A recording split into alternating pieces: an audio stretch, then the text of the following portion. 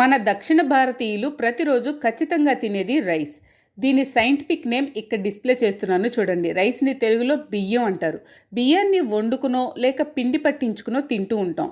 June జూలైలలో నాట్లేసి November డిసెంబర్లలో పంట కోతకొచ్చే బియ్యం ఖరీఫ్ బియ్యం. దీన్నే మాన్సూన్ రైస్ అంటారు. ఇది వర్షాకాలంలో పండించే పంట. ఖరీఫ్ పంట అయ్యాక మళ్ళీ డిసెంబర్ నుండి ఫిబ్రవరి లోపు నాట్లేసి ఏప్రిల్ నుండి జూన్ లోపు పంట కోతకొచ్చే బియ్యం రబీ బియ్యం. బియ్యంలో కార్బోహైడ్రేట్లు ఎక్కువగా ఉంటాయి. క్యాలరీలు బియ్యంలో యాంటీ ఇన్ఫ్లమేటరీ ప్రాపర్టీస్ ఎక్కువగా ఉంటాయి.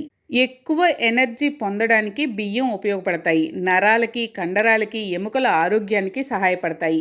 కోలన్ ఫంక్షన్ కూడా ఇంప్రూవ్ అవుతుంది. బియ్యంలో కార్బోహైడ్రేట్లు పుష్కలంగా ఉంటాయి. ప్రోటీన్లు, క్రొవ్వు, పీచు పదార్థం, విటమిన్ ఏ, బి, ఈ, కే లాంటి విటమిన్లు, calcium, magnesium, manganese, phosphorus, potassium, selenium, sodium, zinc లాంటి ఖనిజ లవణాలు కొద్ది మోతాదుగానే ఉంటాయి. బియ్యం తెల్లగా ఉండే కంటే కొంచెం బ్రౌన్ కలర్లో ఉంటే ఫైబర్, విటమిన్ బి లాంటివి మనం ఎక్కువగా నష్టపోకుండా ఉంటాం. సో బాగా పాలిష్ చేసిన బియ్యాన్ని అవాయిడ్ చేస్తే మంచిది.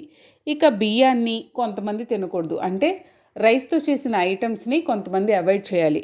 ఎవరెవరు అవాయిడ్ చేయాలి అంటే టైప్ 2 డయాబెటీస్ ఉన్నవాళ్ళు, ఊబకాయంతో బాధపడేవాళ్ళు రైస్తో చేసిన ఏ ఐటమ్నైనా మ్యాక్సిమం అవాయిడ్ చేస్తే మంచిది. రకరకాల ఆహార పదార్థాల గురించి, వాటి పోషక విలువల గురించి నేను చేస్తున్న ఈ వీడియోస్ కనుక ఇన్ఫర్మేటివ్గా ఉంటే మీకు నచ్చితే లైక్ చేసి మీ వాళ్ళందరికీ షేర్ చేయండి. ఇకపైన ఈ ఆహార పదార్థాల గురించి, వాటి పోషక విలువల గురించి మరెన్నో వీడియోస్ వస్తూనే ఉంటాయి కాబట్టి అప్డేట్స్ కోసం సబ్స్క్రైబ్ చేయండి. Thank you so much for watching this channel.